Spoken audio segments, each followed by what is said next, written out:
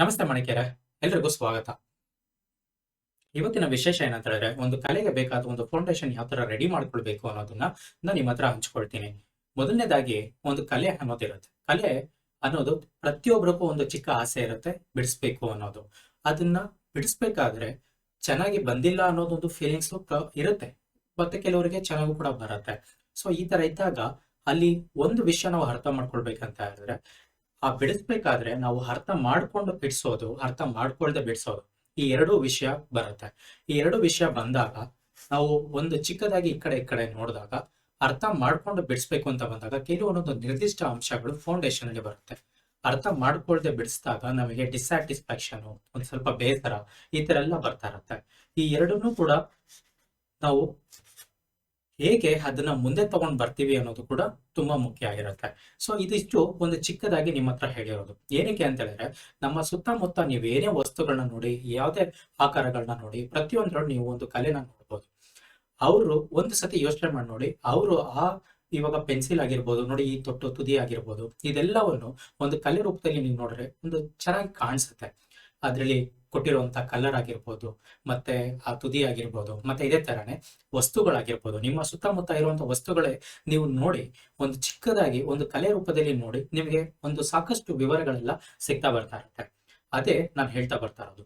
ಅವರು ಅಷ್ಟು ಟೈಮ್ ಕೊಟ್ಟು ಅದನ್ನ ರೆಡಿ ಮಾಡಿದ್ದಾರೆ ಅಂತ ಹೇಳಿದ್ರೆ ಆ ವಸ್ತುಗಳನ್ನ, ಅದ್ರಲ್ಲಿ ಹಿಂದೆ ಏನೋ ಇದೆ, ಅದನ್ನ ನಾವು ಅರ್ಥ ಮಾಡ್ಕೊಂಡು ಬಿಡಿಸ್ಬೇಕಾಗಿರೋದು. ಅದನ್ನ ನಿಮ್ಮ ಹತ್ರ ಹೇಳಕ್ ಬಂದೆ. ನಾವು ಅರ್ಥ ಮಾಡ್ಕೊಳ್ದೆ ಒಂದು ವಿಷಯನ ಬಿಡಿಸ್ತೀವಿ ಅಂತ ಬಂದಾಗ ಅದು ತಪ್ಪಾದಾಗ ಬೇಸರ ಆಗೋದು ತುಂಬಾ ಸಹಜ. ಅದೇ ಒಂದು ವಿಷಯನ ತುಂಬಾ ಅರ್ಥ ಮಾಡ್ಕೊಂಡು ಅದನ್ನ ಬಿಡ್ಸಕ್ಕೆ ಅಂತ ಹೋದಾಗ ಅಲ್ಲಿ ಬೇಕಾಗೋದು ಒಂದು ಫೌಂಡೇಶನ್. ಆ ಫೌಂಡೇಶನ್ಗೆ ನಾವು ಏನೇನೆಲ್ಲ ರೆಡಿ ಮಾಡ್ಕೊಳ್ಬೇಕು ಅನ್ನೋದು ನಿಮ್ಮ ಹತ್ರ ಸ್ವಲ್ಪ ಹಂಚ್ಕೊಳ್ತೀನಿ. ಇವಾಗ ಒಂದು ಚಿಕ್ಕದಾಗಿ ಒಂದು ಈ ತರ ಹಾಕೊಳ್ತೀನಿ. ಇದನ್ನ ಒಂದು ಈ ತರ ಹಾಕೊಂಡಾಗ ಒಂದು ಇದನ್ನ ಕೆಳಗಡೆ ಒಂದು ಪಾಯ ಅಂತ ನೋಡ್ಕೊಂಡು ಮೇಲ್ಗಡೆ ಒಂದು ಮನೆ ಅಂದ್ರೆ ಬಿಲ್ಡಿಂಗ್ಸ್ ಆ ತರ ನೋಡಿದಾಗ ನಾವೇನ್ ಮಾಡ್ತೀವಿ, ಒಂದು ಕಲೆ ಅಂತ ಬಂದಾಗ ತೀರಾ ಇಲ್ಲಿಂದ ನೋಡ್ತೀವಿ. ಇದಿಷ್ಟು ಇದನ್ನೇ ಬಿಡ್ಸಕ್ಕಂತ ಹೋಗ್ತಾ ಇರ್ತೀವಿ. ಅಂದ್ರೆ ಈ ಅಂಶನ ಬಿಡ್ಸಕ್ಕಂತ ಹೋಗ್ತೀವಿ, ಬೇರೆಯವ್ರ ಆರ್ಟ್ಗಳನ್ನ ನೋಡ್ತೀವಿ, ಅದರಿಂದ ಏನೇನ್ ಮಾಡಿದಾರೆ ಅದನ್ನ ಇಗ್ನೋರ್ ಮಾಡ್ತೀವಿ. ಸೊ ಈ ತರ ಎಲ್ಲ ಮಾಡಿದಾಗ ನಮಗೆ ತುಂಬಾ ಕಷ್ಟ ಆಗುತ್ತೆ. ಕೆಲವೊಂದೊಂದು ಅಂಶ ನಮಗೆ ಪಾಯ ಇದ್ರಲ್ಲಿ ಬರುತ್ತೆ. ಆ ಪಾಯ ಅನ್ನೋದು ಯಾವ್ದು ಬರುತ್ತೆ ಅಂತ ಹೇಳಿದ್ರೆ, ನಾವು ತಗೊಳ್ಳೋಂತ ಒಂದು ಗುರಿ ಇರಬೇಕು. ನಾವು ಏನ್ ಮಾಡ್ಬೇಕು ಅಂತ ಹೊರಟಿದೀವಿ ಅದೇ ತರನೇ ನೀವು ಇಲ್ಲಿ ನೋಡಿ ಚಿತ್ರ ಬಿಡಿಸೋದಂತಲ್ಲ, ಅಲ್ಲಿ ಗುರಿ ಇಟ್ಕೊಂಡ್ರಿ. ಆ ಗುರಿ ಯಾವುದು ಅನ್ನೋದು ನೀವು ಹುಡ್ಕೊಳ್ತಾ ಅದನ್ನ ಕಮ್ಮಿ ಸಮಯದಲ್ಲೇ, ತುಂಬಾ ಜಾಸ್ತಿ ಬೇಡ, ತುಂಬಾ ಜಾಸ್ತಿ ಟೈಮ್ ಕೊಟ್ಟರು ಕೂಡ ನಮಗೆ ತಲೆನೋವು ಬರುತ್ತೆ. ಸೊ ಆ ತರ ನಾನು ಹೇಳ್ತಾ ಇರೋದು, ಆ ಟೈಮ್ ನೀವು ಏನ್ ಕೊಟ್ಟು ಒಂದು ಗುರಿನ ಹುಡ್ಕೊಂಡು, ಓಕೆ ನಾನು ಇವಾಗ ಆಯಿಲ್ ಪೇಂಟಿಂಗ್ ಮಾಡಬೇಕು, ಅಥವಾ ಓಕೆ ಆಯಿಲ್ ಪೇಂಟಿಂಗ್ ಅಲ್ಲಿ ತುಂಬಾ ಹಳೆ ಕಾಲದ ತರ ಬಿಡಿಸ್ಬೇಕು, ಹೊಸ ತರ ಬಿಡಿಸ್ಬೇಕು, ಮಾಡರ್ನ್ ತರ ಬಿಡಿಸ್ಬೇಕು, ಕಾಮಿಕ್ ಸ್ಟೈಲ್ ಬಿಡಿಸ್ಬೇಕು, ಇದೇ ನನ್ನ ಗುರಿ, ಇದೇ ತರನೇ ಅಚೀವ್ ಮಾಡಬೇಕು ಅನ್ನೋದು ಒಂದು ಸತಿ ನೀವು ಸೆಟ್ ಮಾಡಿ. ಒಂದು ನಿರ್ದಿಷ್ಟ ಕಾಲ, ಒಂದು 2 ವಾರ ಅಥವಾ 1 ತಿಂಗಳು ಈ ತರ ಟೈಮ್ ಕೊಟ್ಟು ಅದಕ್ಕೆ ಏನೇನೆಲ್ಲ ಬೇಕು ಅದರಿಂದ ಮಾಡಿದ್ರೆ ಮತ್ತೆ ಏನೇನೆಲ್ಲ ಸಿಗುತ್ತೆ, ಈ ತರ ಒಂದು ಟೈಮ್ ಕೊಟ್ಟಾಗ ನಿಮಗೆ ಕ್ಲಿಯರ್ ಆಗಿ ಗೊತ್ತಾಗುತ್ತೆ ನಿಮಗೆ ಗುರಿ ನೀವು ತಗೊಂಡಿರೋ ಅಂತದ್ದು ಕರೆಕ್ಟ್ ಆಗಿ ಇದೆಯಾ ಇಲ್ವಾ ಅಂತ. ಸೊ ಇನ್ನೊಂದ್ ಏನಂತ ಹೇಳಿದ್ರೆ, ತುಂಬಾ ಇಷ್ಟಪಟ್ಟು ಕೂಡ ಶುರು ಮಾಡ್ತಾರೆ ಕೆಲವರು. ಅವ್ರಿಗೆ ಒಂದು ಚಿತ್ರನ ನೋಡ್ತಾರೆ, ಓ ನಾನು ಇದೇ ತರನ ಬಿಡಿಸ್ಬೇಕು, ಅದೇ ತರನೇ ಮುಂದೆ ಹೋಗ್ಬಿಟ್ಟಿರ್ತಾರೆ. ಕೆಲವ್ರು ಏನ್ ಮಾಡಿರ್ತಾರೆ, ಆಲ್ರೆಡಿ ಅರ್ಧ ಸ್ಟೇಜ್ ಅಲ್ಲಿ ಇರ್ತಾರೆ, ಆದರೂ ಕೂಡ ಇನ್ನ ಮುಂದೆ ಹಾಗೆ ತಗೊಂಡು ಹೋಗ್ತಾ ಇರ್ತಾರೆ. ಸೊ ಈ ತರ ನಾನು ಹೇಳ್ತಾ ಬರ್ತಾ ಇರೋದು, ಒಂದು ಗುರಿನ ನೀವು ನೋಡ್ಕೊಂಡಾದ್ಮೇಲೆ ನಿಮಗೆ ಒಂದು ಪಾಯ ಬೇಕು. ಈ ಪಾಯ ಬೇಕು ಅಂತ ಬಂದಾಗ ನಿಮಗೆ ಕೆಲವೊಂದೊಂದು ನಾನು ಹೇಳ್ತಾ ಇರೋದು, ಇವಾಗ ಏನಂತ ಹೇಳ್ತೀವಿ, ಇವಾಗ ಇದ್ರಲ್ಲಿ ಇವಾಗ ಪೆನ್ಸಿಲ್ ಆಗಿರ್ಬೋದು, ಪೇಪರ್ ಆಗಿರ್ಬೋದು, ಡಿಜಿಟಲ್ ಆಗಿರ್ಬೋದು, ಟ್ರೆಡಿಷನಲ್ ಅಂದ್ರೆ ಕ್ಯಾನ್ವಾಸ್ ಆ ತರ ಆಗಿರುತ್ತೆ. ಇಲ್ಲ ಅಂತ ಹೇಳಿದ್ರೆ ಸ್ಕಲ್ಪ್ಟಿಂಗ್ ಮಾಡ್ತೀರಾ ಅಂತ ಹೇಳಿದ್ರೆ, ಸ್ಕಲ್ಪ್ಟಿಂಗ್ ಮಾಡ್ತೀರಾ ಅಂತ ಹೇಳಿದ್ರೆ ಡಿಜಿಟಲ್ ಅಲ್ಲಿ ಮಾಡ್ತೀರಾ, ಅದರಲ್ಲೂ ಟ್ರೆಡಿಷನಲ್ ಅಲ್ಲಿ ಮಾಡ್ತೀರಾ, ಈ ತರ ಎಲ್ಲ ವಿಷಯಗಳೆಲ್ಲ ಇರ್ತದೆ. ಅದನ್ನ ನೀವು ಆಯ್ಕೆ ಮಾಡ್ಕೊಳ್ಬೇಕಾಗುತ್ತೆ. ಏನೇನೆಲ್ಲ ನೀವು ಲಿಸ್ಟ್ ಮಾಡ್ಕೊಂಡಿದ್ದೀರಾ ಅದನ್ನ ಪ್ರತಿ ದಿವಸ ಬಳಸ್ಕೊಳ್ಬೇಕು. ಈ ಸಮಯದಲ್ಲಿ ಸಾಕಷ್ಟು ಬಾರಿ ನಿಮಗೆ ಈ ಸಮಯದಲ್ಲಿ ಈ ಪಾಯ ಮತ್ತೆ ಆಯ್ಕೆ ತುಂಬಾ ಗೊಂದಲ ಇರುತ್ತೆ.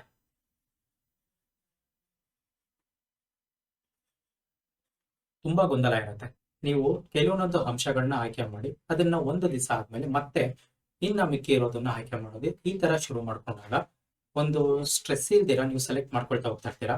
ಇರೋದ್ರಲ್ಲಿ ಫಸ್ಟ್ ಅಚೀವ್ ಮಾಡೋದಕ್ಕೆ ಟ್ರೈ ಮಾಡ್ತೀರಾ. ಅಂದ್ರೆ ಏನನ್ನೆಲ್ಲ ನಿಮ್ಮ ಹತ್ರ ಇದೆ ಮೊದಲಿಗೆ ಅದರಲ್ಲಿ ಬಿಡಿಸೋದಕ್ಕೆ ಟ್ರೈ ಮಾಡ್ತೀರಾ. ಓಕೆ, ಇದಿಷ್ಟು ನಮಗೆ ಸಿಕ್ತು ಅಂದ್ರೆ ಏನೇನು ಅಂಶ ಬೇಕು, ಎಲ್ಲಿಂದ ಗುರಿಗಳನ್ನೆಲ್ಲ ತಗೊಳ್ತಾ ಇದ್ದೀರಾ, ಮತ್ತೆ ಆಯ್ಕೆಗಳನ್ನ ಯಾವ ತರ ಮಾಡ್ಕೊಳ್ತಾ ಇದ್ದೀರಾ ಅನ್ನೋದು ಕೂಡ ನಾವು ತಿಳ್ಕೊಳ್ತಾ ಬಂದಿದ್ದೀವಿ. ಈ ಗೊಂದಲನ ನೀವು ನೆನಪಲ್ಲಿ ಇಟ್ಕೊಂಡು ತೀರಾ, ನಾನು ಏನಕ್ಕೆ ಇದನ್ನ ತುಂಬಾ ಹೇಳ್ತಾ ಇದ್ದೀನಿ ಅಂತ ಹೇಳಿದ್ರೆ, ಈ ಸಮಯದಲ್ಲಿ ಗೊಂದಲ ಆಗಿದ ತಕ್ಷಣ ಬಿಟ್ಬಿಡೋದು ಜಾಸ್ತಿ ಎಲ್ರು.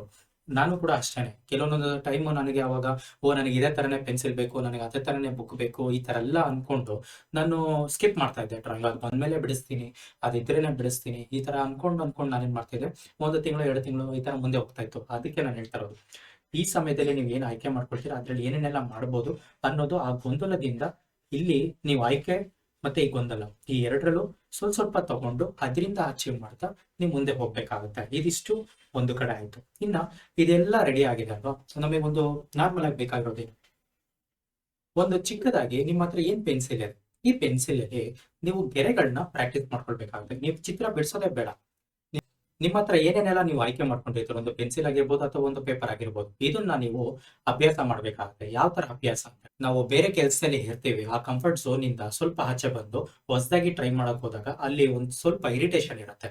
ಆ ಇರಿಟೇಷನ್ ನಾವು ಒಂದು ಹೊಸದು ಕಲಿಬೇಕು ಅಂತ ಬಂದಾಗ ಸ್ವಲ್ಪ ಇರಿಟೇಷನ್ ಜಾಸ್ತಿ ಇರುತ್ತೆ.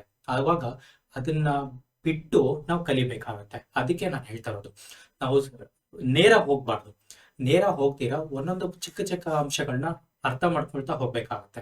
ಮೊದ್ಲಿಗೆ ಏನಂತ ಹೇಳಿದ್ರೆ, ನಾನು ಆಲ್ರೆಡಿ ಹೇಳ್ದಂಗೆ ನಮಗೆ ಕೈ ತುಂಬಾ ಸ್ಟಿಫ್ ಆಗಿರುತ್ತೆ. ಇವಾಗ ಒಂದು ಉದಾಹರಣೆ ಕೊಡ್ತೀನಿ ಅಂತ ಹೇಳಿದ್ರೆ, ಸುಮಾರು ನಾವು ಇವಾಗ ಹೇಗೆ ಅಂತ ಹೇಳಿದ್ರೆ, ಒಂದು ಕಂಪ್ಯೂಟರ್ ಕೆಲಸದಲ್ಲಿ ಕೂತ್ಕೊಂಡು ನಾವು ಮಾಡ್ತಾ ಇರ್ಬೇಕಾದ್ರೆ ಪ್ರತಿ ದಿವಸ ನಮಗೆ ಕಂಪ್ಯೂಟರ್ ಅಲ್ಲೇ ಡಿಪೆಂಡ್ ಆಗಿರ್ತೀವಿ, ಬುಕ್ಕೆ ಹಿಡಿದು ಅಭ್ಯಾಸ ಇರಲ್ಲ. ಸಡನ್ ಆಗಿ ಒಂದು ಪೇಜ್ ಬರಿ ಅಂತ ಹೇಳಿದ್ರೆ ಕೈ ನೋವು ಬರುತ್ತೆ, ಅಕ್ಷರಗಳೆಲ್ಲ ತಪ್ಪಾಗುತ್ತೆ. ಸೊ ಈ ತರ ಎಲ್ಲ ನಮಗೆ ಬರ್ತಾ ಇರತ್ತೆ. ಅದೇ ನಾನು ಹೇಳ್ತಾ ಇರೋದು, ಸ್ವಲ್ಪ ಸ್ಟ್ರೆಸ್ ಅಂತ ಹೇಳ್ತೀವಿ, ಮತ್ತೆ ಇನ್ನೊಂದು ಹೇಳ್ತೀವಿ ಇರಿಟೇಷನ್ ಅಂತ ಹೇಳ್ತೀವಿ. ಸೊ ಆ ಭಾಗ ನಾನು ಹೇಳ್ತಾ ಇರೋದು. ಅದೇ ತರನೇ ಹಿಂದೂ ಕೂಡ ನಾವು ಏನು ಅಂಶಗಳನ್ನ ನಾವಿಲ್ಲಿ ತಗೊಂಡಿರ್ತೀವಿ ಅದನ್ನ ಕರೆಕ್ಟ್ ಆಗಿ ಅಭ್ಯಾಸ ಮಾಡ್ಬೇಕಾಗತ್ತೆ. ಮೊದಲಿಗೆ ಕಂಟ್ರೋಲ್ ತಗೋಬೇಕು. ಕಂಟ್ರೋಲ್ ತಗೊಳ್ಬೇಕಂತಂದ್ರೆ ನಮ್ಮ ಹತ್ರ ಏನ್ ಗೆರೆಗಳೆಲ್ಲ ಇದೆ, ಈ ತರ ಗೆರೆಗಳೆಲ್ಲ ನೋಡ್ತಾ ಮೊದಲಿಗೆ ಈ ತರ, ಮತ್ತೆ ಇಲ್ಲ ಅಂತ ಹೇಳಿದ್ರೆ ನೀವು ಈ ತರ ಬಿಡಿಸ್ತೀವಿ ಅಂತ ಹೇಳಿದ್ರೆ ಈ ತರ ಕಂಟ್ರೋಲ್ಗಳನ್ನ ತಗೊಂಡು ನೇರ ಬರ್ತಿದ್ಯಾ, ಇವಾಗ ಇಲ್ಲಿಂದ ಈ ತರ ತಗೊಂಡು ಈ ತರ ಕೊಡ್ತಾ, ಮೊದಲನೇ ತುದಿಯಿಂದ ನಿಮ್ಗೆ ತುಂಬಾ ಡಾರ್ಕ್ ಆಗಿರುತ್ತೆ, ಹೋಗ್ತಾ ಹೋಗ್ತಾ ನಿಮ್ಗೆ ತುಂಬಾ ಸಾಫ್ಟ್ ಆಗಿರುತ್ತೆ. ಈ ತರ ತುದಿ ತಗೊಳ್ಳೋದು, ಮತ್ತೆ ಇದೇ ತರ ನೀಡ್ಕೊಂಡು ತುಂಬಾ ನಿಮಗೆ ಒಂದು ನಿಮ್ಮ ಹತ್ರ ಇರೋ ಪೆನ್ಸಿಲ್ ಅಲ್ಲಿ ಒಂದು ತುಂಬಾ ಗಟ್ಟಿಯಾಗಿ ಬಿಡಿಸ್ತೀರಾ, ಒಂದು ಮೃದುವಾಗಿ ಬಿಡಿಸೋದನ್ನ ಪ್ರಾಕ್ಟೀಸ್ ಮಾಡೋದು. ಇದು ಹೇಗೆ ಇರ್ಲಿ, ಮೊದಲು ಒಂದು 10 ಪೇಜು ನೀವೇನ್ ಮಾಡ್ತೀರಾ ಅಂತ ಹೇಳಿದ್ರೆ ತುಂಬಾ ಗೀಚ್ತಾನೆ ಇದೆ, ಅದು ಹೇಗಿದ್ರು ಪರವಾಗಿಲ್ಲ. ನಮಗೆ ಈ ತರ ಮಾಡೋದ್ರಿಂದ ಏನಾಗುತ್ತೆ, ಒಂದು ಪೇಜ್ ಮೇಲೆ ನಾವು ಎಷ್ಟು ಪ್ರೆಷರ್ ಕೊಡ್ತಾ ಇದೀವಿ, ಮತ್ತೆ ಇನ್ನೊಂದು ನಾವು ಪ್ರತಿ ದಿವಸ ಇದನ್ನ ಅಭ್ಯಾಸ ಮಾಡ್ಬೇಕಾದ್ರೆ ಈ ಗೆರೆಗಳನ್ನೆಲ್ಲ ಬೇರೆ ಬೇರೆ ಆಕಾರಗಳೆಲ್ಲ ನಾವು ತಗೊಳ್ತಾ ಹೋಗೋದು.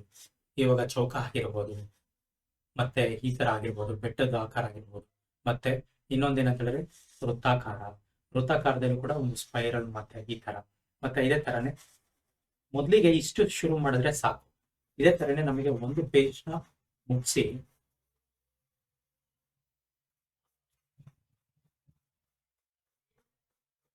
ಇದೇ ತರನೇ ಒಂದು ಪೇಜ್ಗಳನ್ನ ಮುಗಿಸಿ ನಾವು ಒಂದು ಕಂಟ್ರೋಲ್ ನ ತಗೊಳ್ಬೇಕಾಗುತ್ತೆ. ಇದರಿಂದ ಬರೀ ನಿಮಗೆ ಇದೇ ಸಿಗಲ್ಲ, ಗೆರೆ ಹಾಕೋದೇ ಅಂತಲ್ಲ, ನೀವು ಪುನಃ ಇದನ್ನ ಏನ್ ಮಾಡ್ಬೇಕಂತ ಹೇಳಿದ್ರೆ, ಇದೇ ಪೇಜ್ ನ ನೀವು ಫಸ್ಟ್ ಡೇ ಏನ್ ಮಾಡಿರ್ತೀರ ಇದನ್ನ ಕಟ್ ಮಾಡಿ ನಿಮ್ಮ ಗೋಡೆ ಮೇಲೆ ಅಂಟಿಸ್ಕೊಳ್ಳಿ.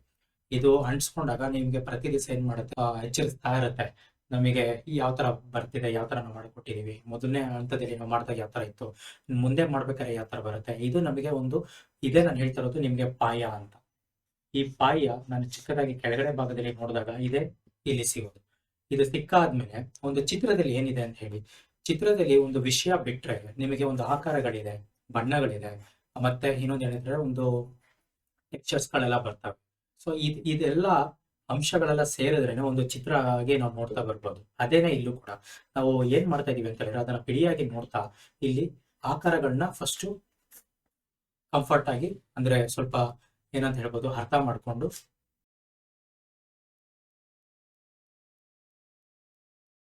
ಅದರಲ್ಲಿ ಮೊದಲನೇದಾಗಿ ಏನಂತ ಹೇಳಿದ್ರೆ, ನಾವು ಆಕಾರಗಳನ್ನ ಕರೆಕ್ಟ್ ಆಗಿ ಗೆರೆ ಮುಖಾಂತರ ಈ ಗೆರೆಗಳಾಗಿರ್ಬೋದು, ಮತ್ತೆ ಈ ತರ ನಾನು ಇಷ್ಟು ಹೇಳಿದಾಗೆ ಇದೆಲ್ಲ ಕಂಟ್ರೋಲ್ನ ತಗೊಳ್ತಾ ಇದೀವಿ. ಈ ಕಂಟ್ರೋಲ್ನ ತಗೊಂಡು ಒಂದು ಚಿತ್ರನ ಆಮೇಲೆ ಬಿಡಿಸಿದ್ರೆ ನಮಗೆ ತುಂಬಾ ಸರಳವಾಗಿರುತ್ತೆ. ಇವಾಗ ಚಿತ್ರ ಅಂತ ಬಂದಾಗ ಇವಾಗ ಒಂದು ವೃತ್ತಾಕಾರ ಹಾಕೊಳ್ಳೋದು ಇಲ್ಲಿಂದ, ಮತ್ತೆ ಮೆಟ್ರೆಲಿಗೂ, ಮತ್ತೆ ಅದಾದ್ಮೇಲೆ ಇಲ್ಲಿಗೆ.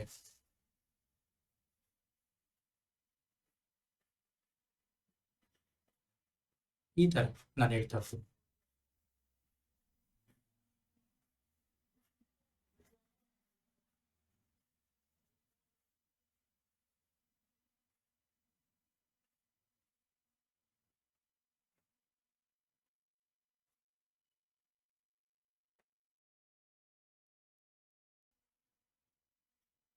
ಇಷ್ಟೇ ನಾನು ಹೇಳ್ತಾ ಇರೋದು. ಇದರಲ್ಲಿ ಇರೋದೇ ಇಲ್ಲೇನ್ ಇದೆ ಇದೇ ಇಲ್ಲಿ ಬಂದಿರೋದು.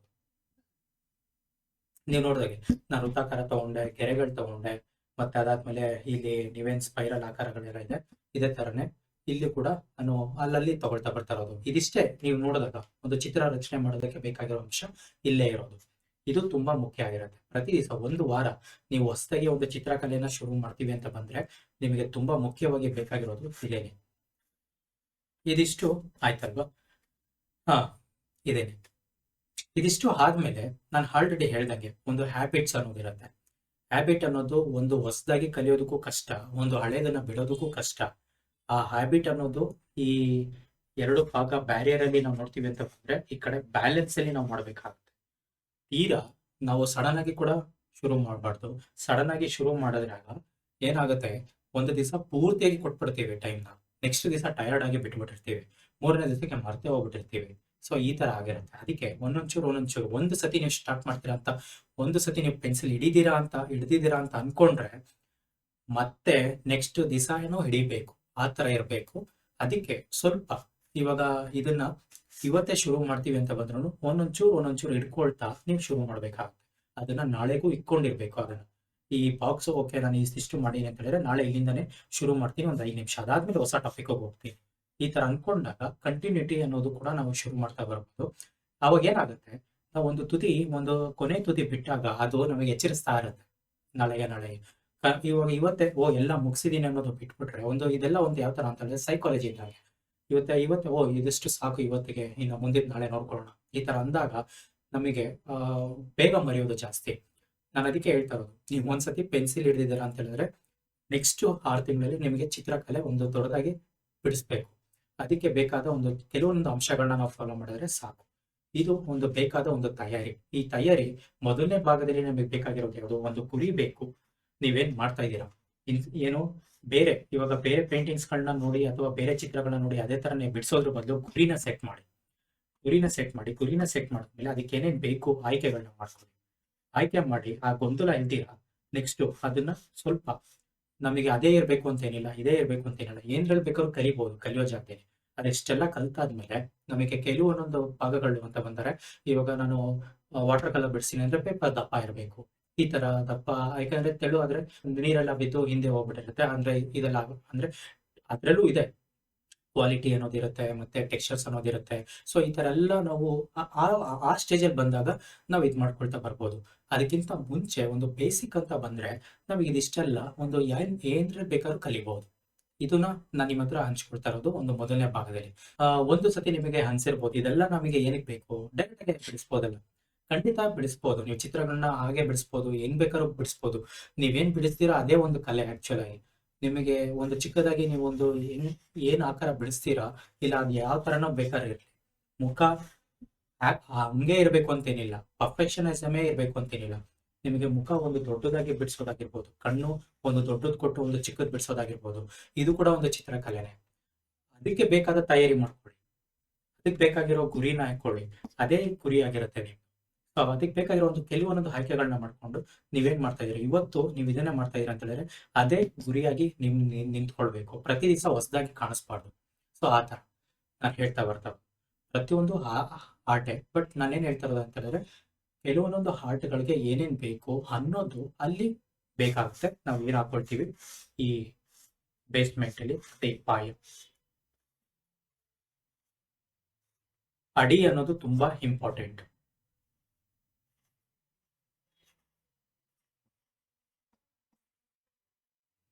ಆಯ್ಕೆ, ಗೊಂದಲ ಇದೆಷ್ಟೆಲ್ಲ ಆಯ್ತಲ್ವಾ, ನಮಗೆ ಇನ್ನೇನು ಇಲ್ಲ. ಇದೆಷ್ಟೆಲ್ಲ ನೋಡಿದ್ರೆ ನಮಗೊಂದು ಚಿತ್ರ ಬಿಡಿಸೋದೇ ಬೇಕಾಗಿಲ್ಲ. ನೀವು ಬೆಳಿಗ್ಗೆ ಮತ್ತೆ ಸಂಜೆ ಈ ತರ ಎಲ್ಲ ಮಾಡ್ತಿರ್ಬೇಕಾದ್ರೆ ನಿಮಗೆ ಒಂದು ಸಿಕ್ಕಿರುತ್ತೆ. ಏನಂತ ಹೇಳಿದ್ರೆ, ಒಂದು ನಾವು ನೀಟಾಗಿ ಇಲ್ದಿರನೇ ಈ ತರ ಶುರು ಮಾಡ್ತಾ ಬರ್ತಾ ಇರ್ತೀವಿ. ಒಂದು ನೀಟಾಗಿ ಇಟ್ಕೊಂಡು ಶುರು ಮಾಡ್ತೀವಿ.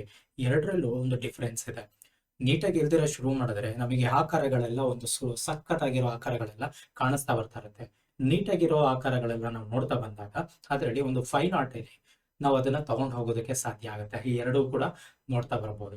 ಸೊ ಅದೇ ತರನೇ ಇಲ್ಲೂ ಕೂಡ ಹಿಂದೆ ನಿನ್ನೆ ಮಾಡಿರೋ ಏನ್ ಪೇಪರ್ ಅಲ್ಲಿ ನೀವು ಈ ತರ ಮಾಡಿರ್ತೀರ, ಗೆರೆಗಳಾಗಿರ್ಬೋದು ಆ ತರ, ಇವತ್ತು ಮತ್ತೆ ಗೆರೆಗಳು ಹಾಕಕ್ಕಿಂತ ಮುಂಚೆ ಒಂದು ಸತಿ ನೋಡಿ, ಅದರಲ್ಲಿ ನಿಮಗೆ ಏನೇನೋ ರೂಪಗಳು ಕಾಣಿಸುತ್ತೆ. ಯಾವ್ದೇದೋ ಇವಾಗ ಹೇಗೆ ಅಂತ ಹೇಳಿದ್ರೆ, ಒಂದು ದೊಡ್ಡ ಚಿತ್ರಗಳನ್ನ ಬಿಡಿಸ್ಬೇಕಾದ್ರೆ ಒಂದು ಚಿಕ್ಕದಾಗಿ ಆಕಾರಗಳನ್ನ ತಗೊಳ್ತಾರೆ. ಇದನ್ನ ನಾನು ಹೇಳ್ತಿರೋದು, ಆ ಆಕಾರಗಳೆಲ್ಲ ನಿಮಗೆ ಒಂದು ಆಕರ್ಷಕವಾಗಿ ಕಾಣಿಸ್ತಾ ಬರ್ತಾ ಇರುತ್ತೆ. ಇದು ಯಾವಾಗ ನಿಮಗೆ ಅನ್ಸುತ್ತೆ, ನೀವು ಅವಾಗ ಇನ್ನೂ ಇಂಟ್ರೆಸ್ಟ್ ಕೊಡ್ತಾ ಇದ್ದೀರಾ ಅಂತ ನಾನು ಅನ್ಕೋಬಹುದು. ಸೊ ಆ ಭಾಗ ಬಿಡಕ್ ಹೋಗ್ಬೇಡಿ. ಇದೇ ನಮಗೆ ತುಂಬಾ ಕ್ಯೂರಿಯಾಸಿಟಿ ಕ್ರಿಯೇಟ್ ಮಾಡೋದು, ಒಂದು ಹೊಸ ಹೊಸ ಗೆರೆಗಳಲ್ಲಿ ಯಾವ ತರ ನಾವು ಒಂದು ಹೊಸ ರೂಪಗಳನ್ನ ನೋಡ್ತೀವಿ ಅನ್ನೋದು. ಸೊ ಇದಿಷ್ಟು ಒಂದು ಚಿಕ್ಕದಾಗಿ ಮೊದಲನೇ ಭಾಗದಲ್ಲಿ ನಾವು ಒಂದು ಹೊಸದಾಗಿ ಏನೇ ಸ್ಟಾರ್ಟ್ ಮಾಡಿದ್ರು ಕೂಡ, ಚಿತ್ರಕಲೆನೇ ಅಂತಲ್ಲ, ನಾವು ಏನೇ ಸ್ಟಾರ್ಟ್ ಮಾಡಿದ್ರು ಅದಕ್ಕೆ ನಿರ್ದಿಷ್ಟವಾಗಿ ಏನೇನ್ ಬೇಕು ಅನ್ನೋದು ನಾವು ಈ ತರ ಚಿಕ್ಕದಾಗಿ ನೋಡಿದಾಗ ನಮಗೆ ಸಿಗುತ್ತೆ, ಈಸಿಯಾಗಿ ಮುಗಿಸ್ತಾ ಬರ್ಬೋದು. ಇದೇ ತರನೇ ನಾನು ಅನಾಟಮಿ ಕ್ಲಾಸ್ನ ಒಂದು ಸ್ಟ್ರಕ್ಚರ್ಡ್ ಅಲ್ಲಿ ರೆಡಿ ಮಾಡಿದ್ದೀನಿ. ಒಂದು ಫೌಂಡೇಶನ್ ಯಾವ ತರ ನಾವು ತಗೊಂಡು ಹೋಗ್ಬೇಕು, ಅದ್ರ ಜೊತೆಗೆ ನಿಮಗೆ ಒಂದು ಫಿಗರ್ ಡ್ರಾಯಿಂಗ್ ಇಂದ ಹಿಡಿದು ಒಂದು ಕಲ್ಪನೆಯಿಂದ ಚಿತ್ರಗಳನ್ನ ಯಾವ ತರ ಬಿಡಿಸ್ಬೇಕು ಅನ್ನೋದೆಲ್ಲ ಇದೆ. ಅದ್ರ ಜೊತೆಗೆ ಡಿಜಿಟಲ್ ಅಥವಾ ಟ್ರೆಡಿಷನಲ್ ಎರಡರಲ್ಲೂ ಚಿತ್ರಗಳನ್ನ ಬಿಡಿಸೋದು ಹೇಗೆ ಅನ್ನೋದು ನಾನು ನಿಮಗೆ ತಿಳಿಸ್ತಾ ಬರ್ತೀನಿ. ಇದು ಮತ್ತಷ್ಟು ವಿವರಗಳು ಬೇಕಂತ ಹೇಳಿದ್ರೆ ನನಗೆ ಡೈರೆಕ್ಟ್ ಆಗಿ ಮೆಸೇಜ್ ಮಾಡಿ, ಅಥವಾ ವೆಬ್ಸೈಟ್ ಲಿಂಕ್ ಇದೆ, ಅಲ್ಲಿ ಹೋದ್ರೆ ನಿಮಗೆ ಸಾಕಷ್ಟು ಡೀಟೇಲ್ಸ್ಗಳು ಸಿಗುತ್ತೆ. ಕ್ಲಾಸ್ಗೆ ಸೇರ್ಬೇಕಂತ ಹೇಳಿದ್ರೆ ಮೆಸೇಜ್ ಮಾಡಿ. ಇವತ್ತಿಗೆ ಈ ವಿಡಿಯೋನ ಎಂಡ್ ಮಾಡೋಣ. ಮುಂದಿನ ಭಾಗದಲ್ಲಿ ಮತ್ತೆ ಸಿಗೋಣ.